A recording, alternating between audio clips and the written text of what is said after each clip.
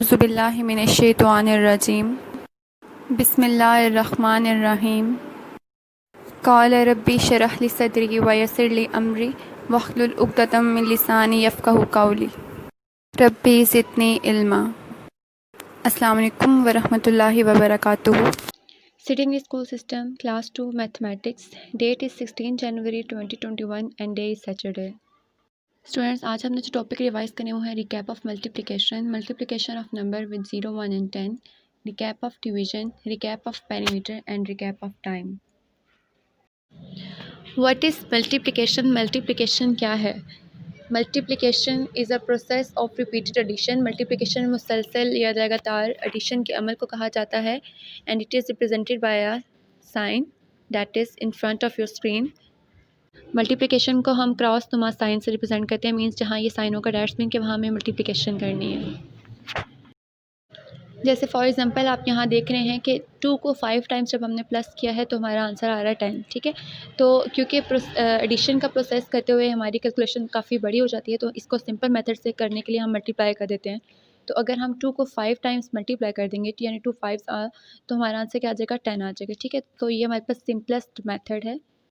Parts of multiplication के कितने हिस्से हैं? There are 3 parts of multiplication which are multiplicand, multiplier and product. ठीक है, मल्टीप्लिकेशन के 3 पार्ट्स होते हैं, जो एक को मल्टीप्लिकेंट कहते हैं, सेकंड को मल्टीप्लायर एंड थर्ड को प्रोडक्ट कहते हैं। The number which is multiplied, वो नंबर जिसको हम मल्टीप्लाई कर रहे होते हैं उसको हम मल्टीप्लिकेंट कहते हैं। The number with which we multiplied any number, जो नंबर जिससे हम ऐसा नंबर जिसके साथ हम किसी नंबर को मल्टीप्लाई करते हैं उसको हम कहते हैं मल्टीप्लायर, और जो आंसर आता है हमारा वो उसको हम कहते हैं प्रोडक्ट।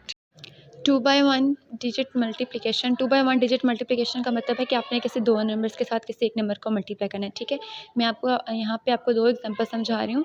सबसे पहले है 32 मल्टीप्लाई 3। ठीक है, 32 is multiplicand and 3 is multiplier and 96 is the product. ठीक है, सबसे पहले जब हमने 32 को 2 से मल्टीप्लाई किया तो ये 2 बाई 1 हमारे पास फॉर्म बनती है। सबसे पहले आपने 3 को 2 से करना है। ठीक है, आपने राइट साइड से स्टार्ट करनी है मल्टीप्लिकेशन, राइट साइड से फिर आपने लेफ्ट साइड की तरफ मूव करना है। सबसे पहले आप 3 को मल्टीप्लाई करेंगे 2 से। In first example 3 2 6। ठीक है, फिर आप नीचे 6 आप आंसर में लिख देंगे। देन 3 को आप 3 से मल्टीप्लाई करेंगे, 3 3 9। ठीक है, तो आपका आंसर आ जाएगा 96। सेकेंड एग्जांपल में हम कैरी वाले क्वेश्चन सॉल्व कर लेते हैं। उसमें हमारे पास है 67 मल्टीप्लाई 3। ठीक है, 7 3 21। 1 को आपने नीचे लिख लिया और 2 आपके पास कहाँ कैरी जाएगा? 6 पे कैरी जाएगा। ठीक है, क्योंकि आप राइट टू लेफ्ट मूव करते हैं मल्टीप्लिकेशन में। ठीक है, तो देन 6 3 क्या होता है? 18। 18 में क्योंकि जब ऊपर कैरी कितना है? 2 कैरी है, तो 18 में जब आप 2 को ऐड करोगे तो आपका आंसर क्या आ जाएगा? 20। ठीक है, तो आपका आंसर क्या आ रहा है? 201। Overall 201 is your product. Next question करते हैं 2 बाई 2 मल्टीप्लिकेशन। 2 बाई 2 मल्टीप्लिकेशन का मतलब है कि आपने कोई से दो नंबर्स को किसी दूसरे दो नंबर के साथ क्या करना है? मल्टीप्लाई करना है। ठीक है, जैसे यहाँ पे हम कर रहे हैं 67 को मल्टीप्लाई कर रहे हैं 23 से। ठीक है, तो ये आपके पास 2 बाई 2 है। अच्छा, हमारे पास देखा जाएगा 67 को हम क्योंकि मल्टीप्लाई करें 23 से, तो 3 हमारे पास वंस की प्लेस पे है और 2 हमारे पास टेंस की प्लेस पे है। ठीक है, जिसको हम मल्टीप्लायर बोलते हैं। ठीक, तो जब आप 3 को 7 से मल्टीप्लाई करेंगे तो आपका आंसर आएगा 21। ठीक है, ये भी मैं आपसे पॉइंट 1 डिस्कस कर रही हूँ।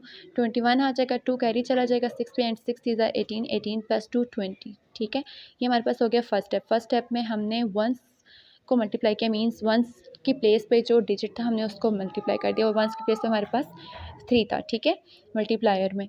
देन आप स्टेप 2 में आप क्या करेंगे? क्योंकि आपने आपने पहला नंबर मल्टीप्लाई कर लिया, अब आप सेकंड नंबर पे मूव करने से पहले आप सबसे पहले क्या करेंगे कि आपने सेकंड स्टेप में सबसे पहले 0 ऐड कर। ठीक है, जब आपने 0 लगा दिया इसका मतलब है कि अब आप सेकंड नंबर को मल्टीप्लाई कर रहे हैं। तो उसके बाद आपके पास सेकंड नंबर जो टेंस के प्लेस से बनता था वो था हमारे पास 2। ठीक है, मल्टीप्लायर में।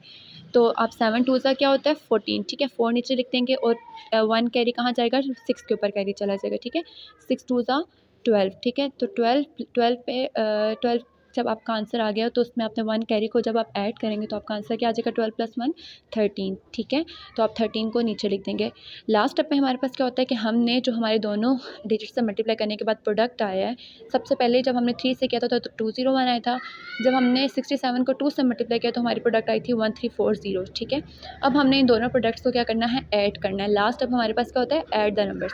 ठीक है, जब हमने इसको ऐड किया तो हमारा आंसर आ जाएगा 1541।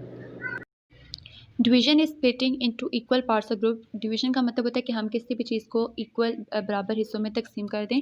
डिवीजन के लिए सिंबल जो यूज़ होता है आपके सामने है, एक स्लैश नुमा सिंबल भी यूज़ होता है, एक दूसरा सिंबल भी यूज़ होता है जिसके ऊपर डॉट ऊपर नीचे दो डॉट लगे होते हैं, ठीक है। ये दोनों सिंबल मैथ में यूज़ होते हैं डिवाइड के, लेकिन आपके लेवल पे सिर्फ पहले वाला सिंबल यूज़ होगा, ठीक है। Division is a repeated process of subtraction. Division को हम कहते हैं कि मुसलसल सब्ट्रैक्शन के अमल को हम डिवीजन कहते हैं। पार्ट्स ऑफ डिवीजन, डिवीजन के चार पार्ट्स हैं। पहले पार्ट को हम कहते हैं डिविडेंड, दूसरे को डिवाइज़र, थर्ड को क्वोशंट एंड फोर्थ को रिमाइंडर। डिविडेंड वो पार्ट होता है जिस नंबर को आपने डिवाइड करना होता है, ठीक है। और डिवाइज़र वो पार्ट होता है जिससे हम किसी नंबर को डिवाइड करते हैं, ठीक है। क्वोशंट हमारा आंसर होता है एट द टॉप जो कि हम मेंशन करते हैं, और रिमाइंडर वो जो कि रिमेनिंग वैल्यू हमारे पास आ जाती है क्वेश्चन को सॉल्व करने के बाद, ठीक है। वो आपके पास बॉटम में वैल्यू होती है, उसको आप कहते हैं reminder. One by one division, सबसे पहले हम वन बाय वन डिवीजन देखते हैं। इसमें हम देखेंगे कि हमने किसी भी एक सिंगल नंबर को किसी एक दूसरे सिंगल नंबर के साथ डिवाइड करना है, ठीक है। जैसे आपके पास क्वेश्चन में 4 डिवाइडेड बाई 2, क्योंकि 4 यहाँ पे क्या है डिवाइज़र डिविडेंड है, और 2 क्या है डिवाइज़र है, ठीक है। क्योंकि आप 2 से डिवाइड करें और 4 को आपने डिवाइड करना है, तो आपके पास जो डिवाइज़र होता है आपने उसका टेबल रीड करना होता है, ठीक है। जैसे यहाँ पे डिवाइज़र क्या है 2 है, तो मैं 2 के टेबल को इतना रीड करूँगी कि मेरे पास 4 आ जाएगी, ठीक है। तो 2 टू ज़ा 4, तो 2 मेरे पास एट द टॉप जो मैं मेंशन कर दूँगी वो मेरे पास क्या हो जाएगा क्वोशंट हो जाएगा। और जब मैं 4 में से 4 को माइनस करूँगी तो मेरा आंसर क्या आ जाएगा 0, और 0 क्या हो जाएगा रिमाइंडर हो जाएगा। अब हम नेक्स्ट क्वेश्चन करते हैं। नेक्स्ट क्वेश्चन हमारा है 2 बाय 1। 2 बाय 1 का मतलब है कि आपने कोई से दो वैल्यूज़ को किसी एक सिंगल नंबर से डिवाइड करना है, ठीक है। जैसे कि यहाँ पे 68 डिवाइडेड बाय 3, ठीक है। ये 2 बाय 1 की हमारे पास एग्जांपल है। 68 क्योंकि डिविडेंड है तो इसको हमने अंदर रखना है, ठीक है, हाउस ऑफ द डिवीजन के अंदर। और 3 हमारे पास क्या है डिवाइज़र है, ठीक है। तो आपने रफ एरिया में सबसे पहले 3 का टेबल लिख लेना है। जब आप 3 का टेबल लिख लेंगे तो आपके लिए बहुत आसानी हो जाएगी डिवाइड करने में, ठीक है। और हमेशा ये बात याद रखें कि जो आपके पास डिवाइज़र होता है आपने उसका टेबल इतना रीड करना होता है कि आपके पास जो डिविडेंड की वैल्यू है या तो उस जितना आंसर आपका आ जाए, या तो आपके पास उससे छोटा आए। लेकिन हमेशा आपने कभी भी आपने ये बात याद रखनी है कि डिविडेंड से बड़ी वैल्यू आपने नहीं लेनी है, ठीक है। यानी जिस नंबर को आप डिवाइड कर रहे हैं आप उससे बड़ी वैल्यू नहीं लेंगे, या तो आप उसके बराबर वैल्यू लेंगे या आप उससे उसके करीब करीब जो वैल्यू होगी वो लेंगे, उससे बड़ी वैल्यू आप हरगिज़ नहीं लेंगे। हमारे पास यहाँ पे 68 है, ठीक है। हम यहाँ पे पहले 3 को करते हैं मल्टीप्लाई, 3 को हम इतना मल्टीप्लाई करते हैं कि हमारे पास 6 आ जाए या 6 के करीब-करीब आ जाए। सबसे पहले तो हम देखेंगे कि क्या हमारे पास 6 आता है 3 के टेबल में, तो 3 टू ज़ा हमारे पास 6 होता है, ठीक है। तो हमने 2 ऊपर लिख दिया और 6 हमने 6 के बिल्कुल नीचे लिख दिया। तो जब हमने 6 में 6 को माइनस किया तो हमारा आंसर क्या आ गया 0, ठीक है। अब हमारे पास नेक्स्ट जो डिजिट है वो है 8। अब हम नेक्स्ट स्टेप में 8 को नीचे उतारेंगे।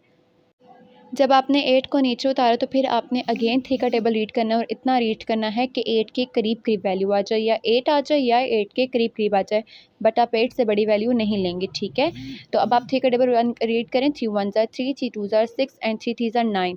अब आप देखें 9 अगर हम लेते हैं तो 9 8 से क्या है बड़ा है, तो आप क्या करेंगे 3 2 ज़ा 6 लेंगे, ठीक है। वो 8 के करीब-करीब है, तो आप 8 के नीचे क्या लिख देंगे 6 लिख देंगे। जब आप 8 में से 6 को माइनस करेंगे तो आपका आंसर क्या आ जाएगा 8 माइनस 6 2, ठीक है। 8 में से जब आप 6 को माइनस करेंगे तो आपका आंसर आ जाएगा 2, ठीक है। अब आप देखें कि 68 के आगे कोई भी ऐसा नंबर नहीं जिसको आप नीचे उतारें, तो आपके पास 2 क्या हो जाएगा रिमाइंडर, और 22 आपके पास क्या है क्वोशंट।